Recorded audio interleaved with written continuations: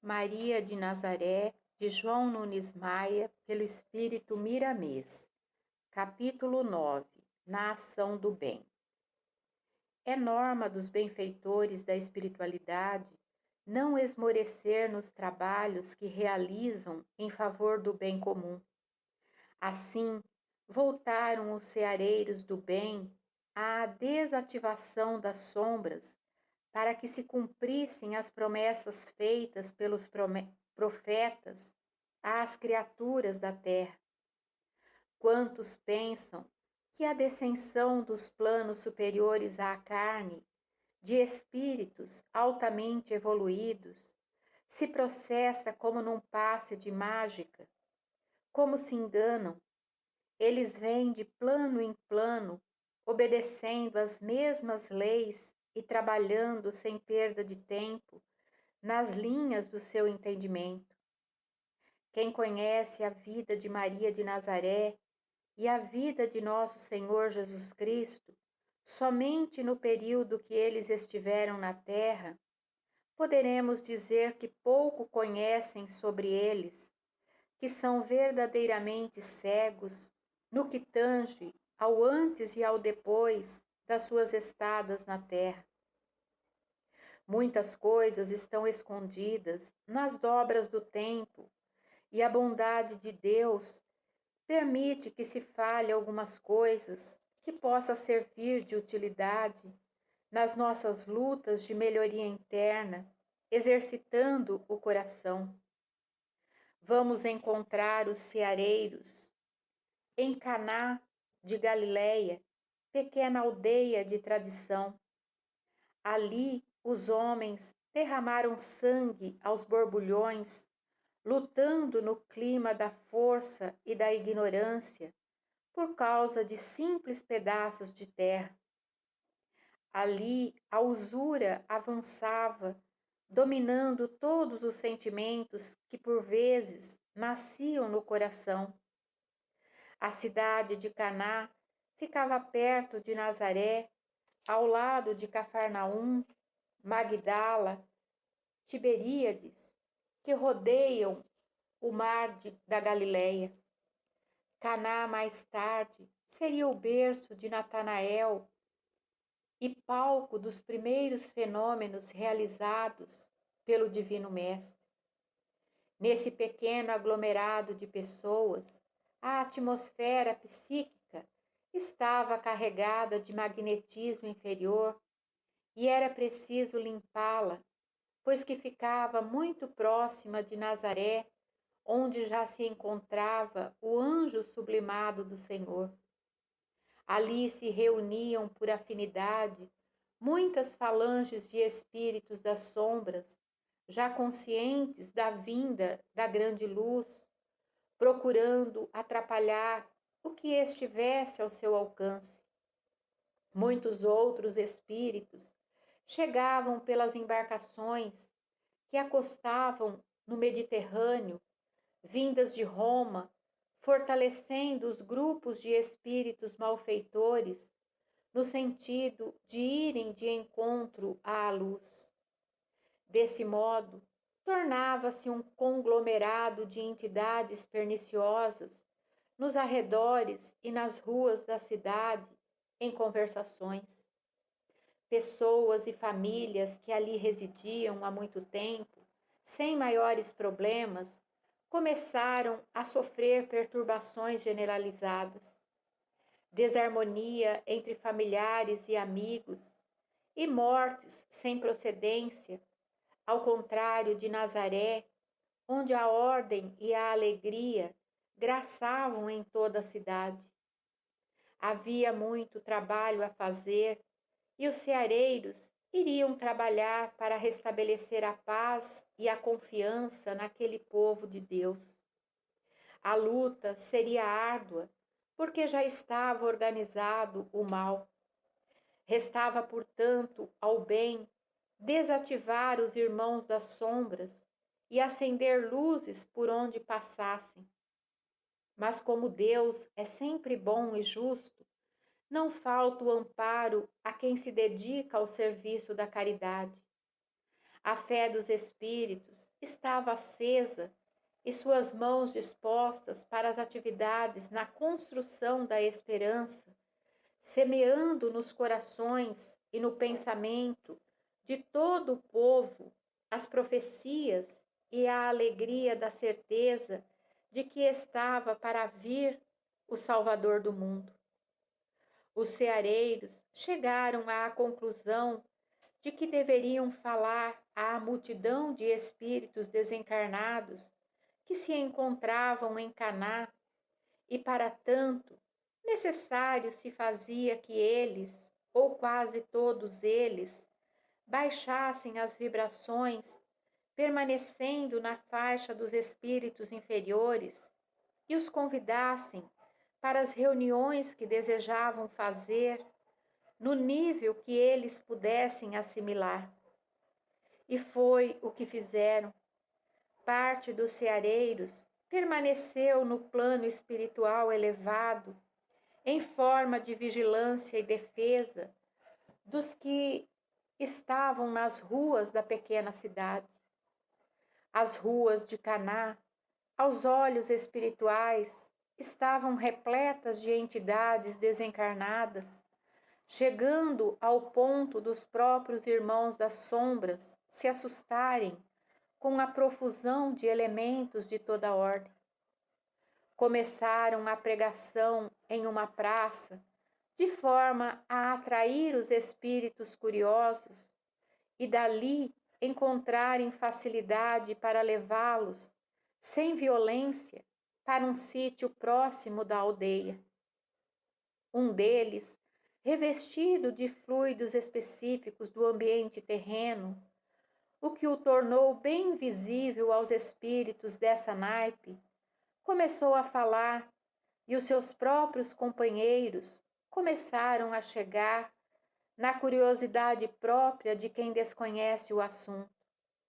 Daí a pouco, notava-se uma multidão de espíritos procurando ouvir o orador, que assim discorria com segurança. Vede bem todos vós, sou um sacerdote, porque sacerdote é aquele que se interessa pela coletividade, acima dos seus próprios interesses. As minhas roupas estão rotas para que eu possa entrar em qualquer ambiente, sem humilhar os sofredores, e conversar com eles sem arrogância e sem despertar neles a inveja pela minha situação, por eu estar no mesmo nível. Porém, todos juntos poderemos encontrar a paz. Qual o móvel de todos que aqui me escutais? Não precisais responder, porque eu sei, e sei porque passo as mesmas necessidades. É o bem-estar para nós e nossos companheiros mais próximos, que exista abundância para toda a coletividade. Quantos de vós não tendes parentes trancafiados nas cadeias e sofrendo nas masmorras?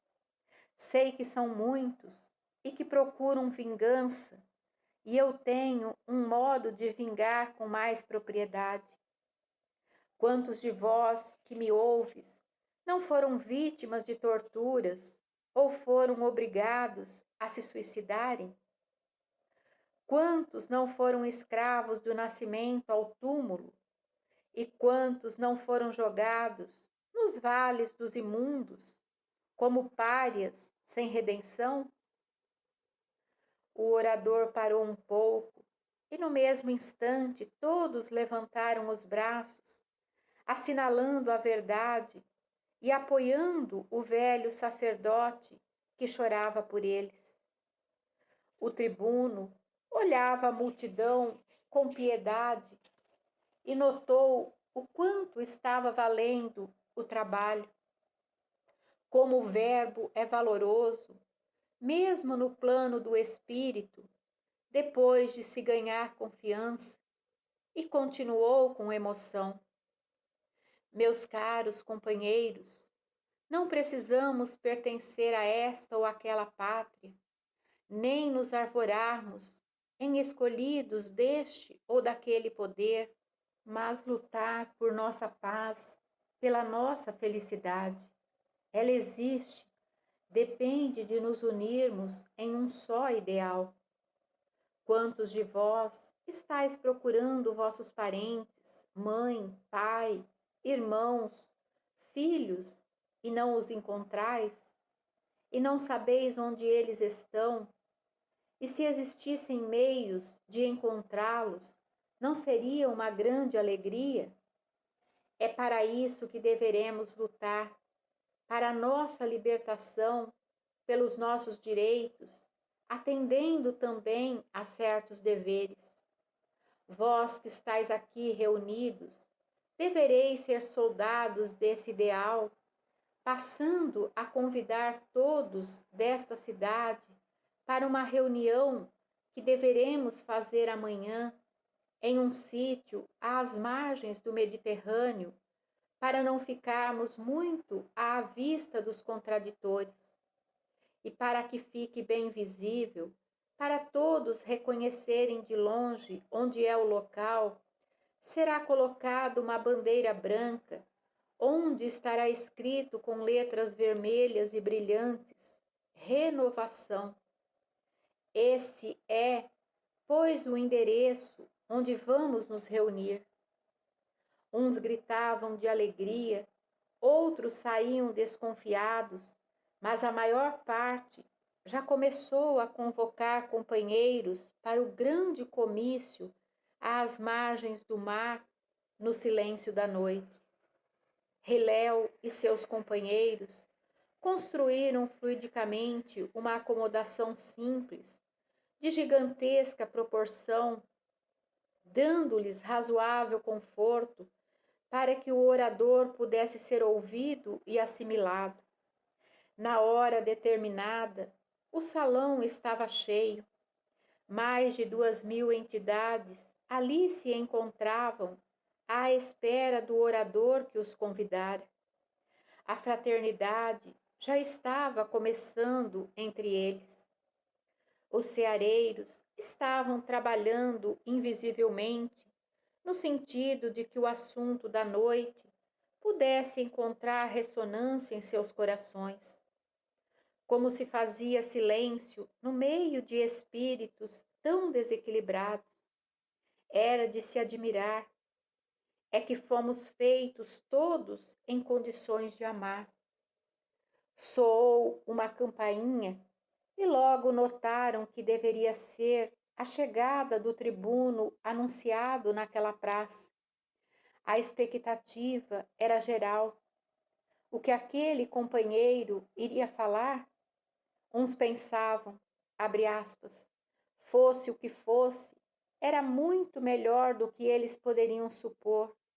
Eram almas sem destino e sem paz. Melhor seria acompanhar um líder que mostrasse caminhos de maior esperança. Neste interim, os ceareiros estavam preparando uma queima de energias negativas sobre a cidade de Caná, magnetismo denso que empestava a atmosfera da aldeia, provocado pelas falanges de espíritos inferiores que ali chegaram e mesmo pelos encarnados da mesma faixa de entendimento. Essa energia negativa, envolvida com o ar que os homens e animais respiravam, entravam na corrente sanguínea, juntamente com o oxigênio, perturbando o metabolismo humano e até o espiritual, cerceando os centros de força e atuando nos próprios pensamentos. Por isso, os espíritos resolveram queimá-lo na atmosfera, enquanto não prejudicasse mais os moradores de Caná, por processos que não empobrecessem o ar. Aguardavam apenas a ordem de Hilel. No casarão, uma música suave, como prenúncio da fala, foi derramada do teto, levando os ouvintes a melhores acomodações.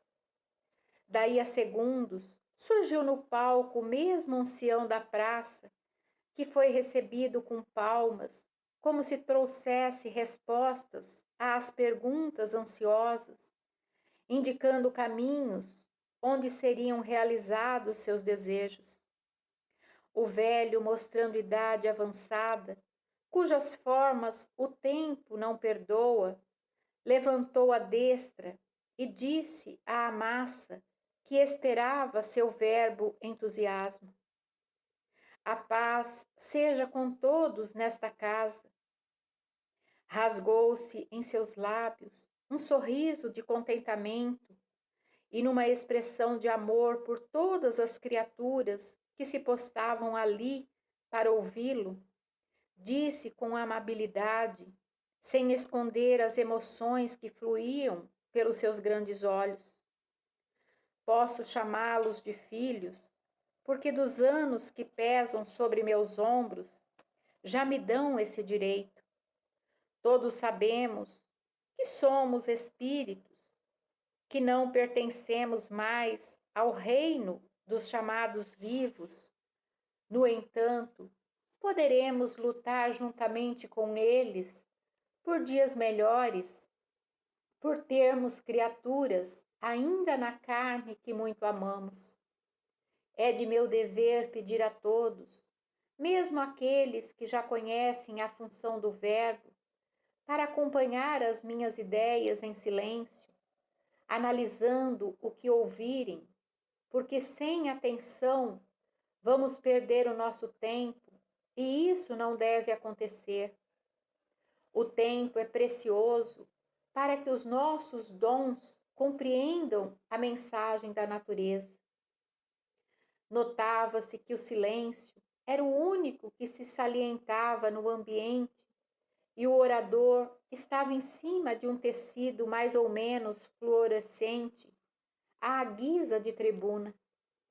Continuou com carinho, às vezes mesclando as palavras com energia. Meus filhos, temos o direito de nos reunirmos como agora, em plena natureza, onde o mar nos conforta e o magnetismo das águas nos anima. Sei que existe entre alguns de vós certa revolta contra os doutores da lei e os governadores. Sei que o movimento de nacionalismo é intenso para muitos e que o movimento de defesa se torna urgente para muitos dos nossos companheiros. Sei que todos sofrem angústias inumeráveis no coração por ofensas inúmeras que receberam daqueles que se dizem pastores dos rebanhos.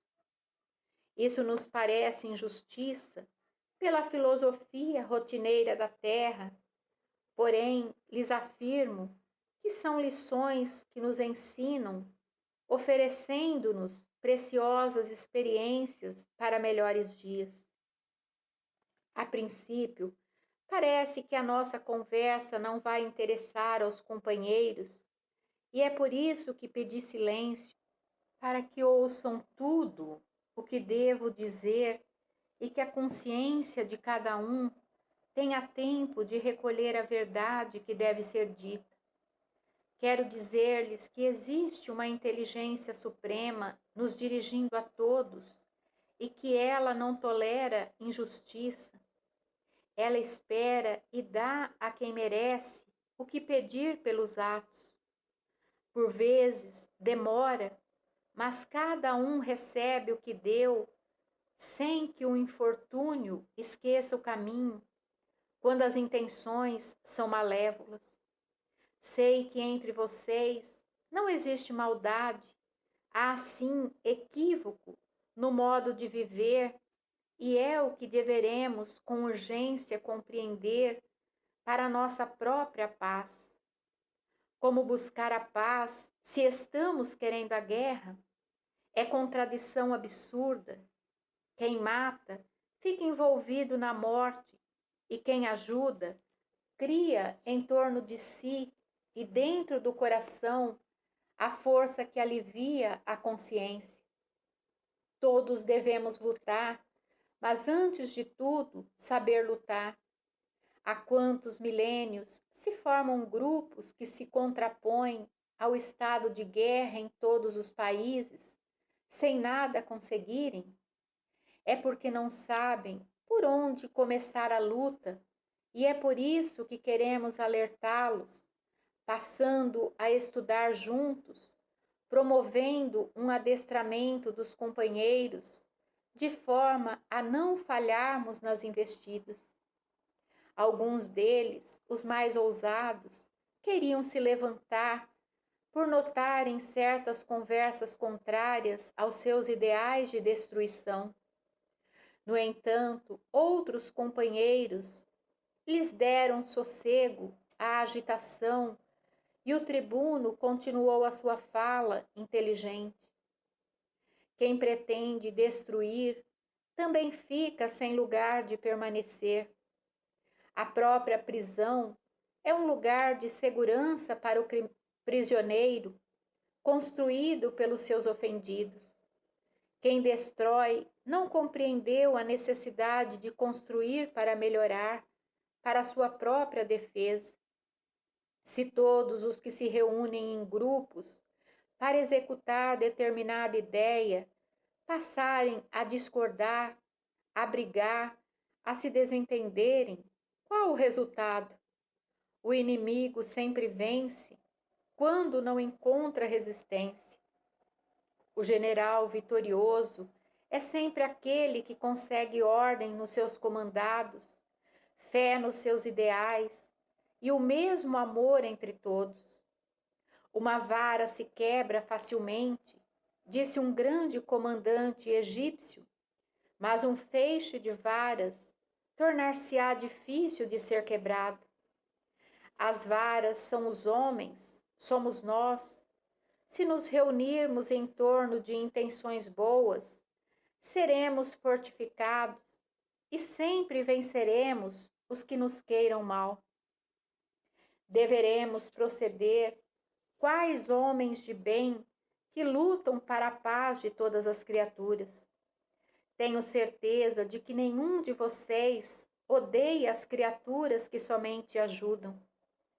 Vocês intentam perseguir e fazer justiça aos que lhes fizeram e continuam fazendo mal. Temos notícia, e todos devem ser sabedores, do Messias anunciado pelos profetas, muito falado nas sinagogas, que vem restabelecer todas as coisas. Alguns dentre vocês estão revoltados antes de ele chegar, pensando que a coisa vai piorar para os que sofrem. Já pesquisamos, meus filhos, esse anúncio, e ele verdadeiramente vem, mas nunca do modo que os rabinos esperam, nos palácios e no seio dos nobres, sob a orientação das casas chamadas de Deus. Ele vem fazer justiça, e o seu amor é aquele que auxilia a todos sem distinção. Vou dizer-lhes uma coisa que talvez vá assustar a todos. O mal não compensa. Quem semeia o mal, colhe violência. Os que aqui se encontram estão protegidos.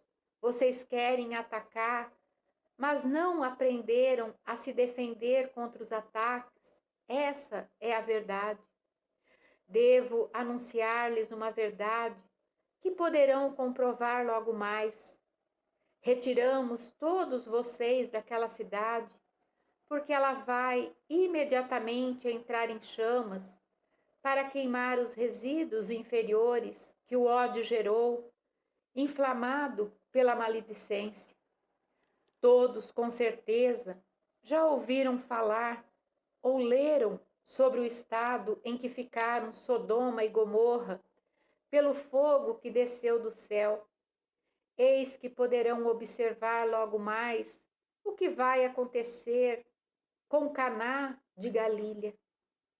Eu lhes peço para não participarem mais do ódio e da vingança, do orgulho e do egoísmo, porque senão esse fogo que verão neste momento, que será o próprio fogo da Geena, queimará os seus próprios corações.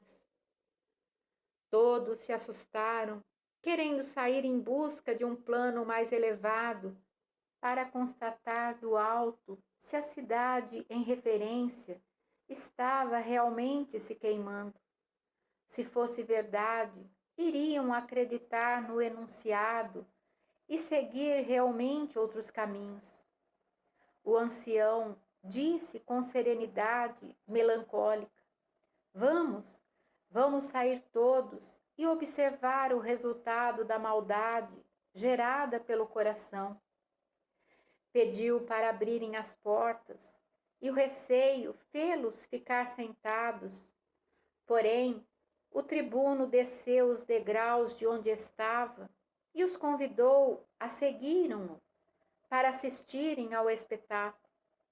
Com certa demora, todos saíram, pairando no alto pela potente força de alguns espíritos que se postavam invisíveis. O ancião transmitiu a mensagem aos seareiros, dando função à telepatia, e estendeu a destra em direção a Caná de Galileia, que todos poderiam ver de longe pelo clarão das estrelas. Daí a instantes, ouviram como que uma explosão na atmosfera do lugarejo e viram, espalhando-se em toda a região, um fogo devorador que parecia queimar o próprio ar, e em certo espaço de tempo as explosões se sucederam, fazendo estremecer o litoral do Mediterrâneo, recuando o próprio vento que soprava do mar. Os espíritos que se reuniam no casarão se aglomeraram em torno do sacerdote, uns se ajoelhando aos seus pés, pedindo proteção, outros desaparecendo de temor, sem pensar no destino. O que se tornou pastor daquele rebanho disse-lhes com suavidade e carinho: Meus filhos, se querem se salvar do mal, é necessário que façam o bem. Somente ele lhes dará coragem para enfrentar todos os obstáculos. Porque permanecer no mal, não confiam em ser algum? Agora, quero dizer para todos que Deus está em toda parte, inclusive dentro de nós, a nos ouvir. Ele tudo vê e tudo dirige. Quem permanece no mal, viverá no engano e sofrerá as consequências dos seus próprios atos. Aqueles que quiserem me acompanhar, que me sigam na paz de Deus, pois na casa do Senhor há lugar para todos os seus filhos que se arrependem do mal que fizeram e poderão entrar na escola do bem, onde a felicidade é o fruto do amor e do saber. O velho, com o coração em Deus, volitou por cima do mar, onde as águas se movimentavam no ritmo da paz e as estrelas faiscavam como se sorrissem para a terra. Uma onda de magnetismo superior invadiu todos os que ali estavam e o ambiente serenou-se como a refletir a madrugada. Os cabelos e as barbas do ancião começaram a se iluminar como uma chama benfeitora, e aquela luz foi tomando todo o seu corpo, de maneira a sustentar os espíritos conduzidos por ele. Daí a instantes, escutavam lindas melodias que consolavam os aflitos e lhes renovavam a esperança. Depois de instantes, o aglomerado de espíritos conduzidos por aquele sacerdote vigoroso dava entrada em um ambiente de paz.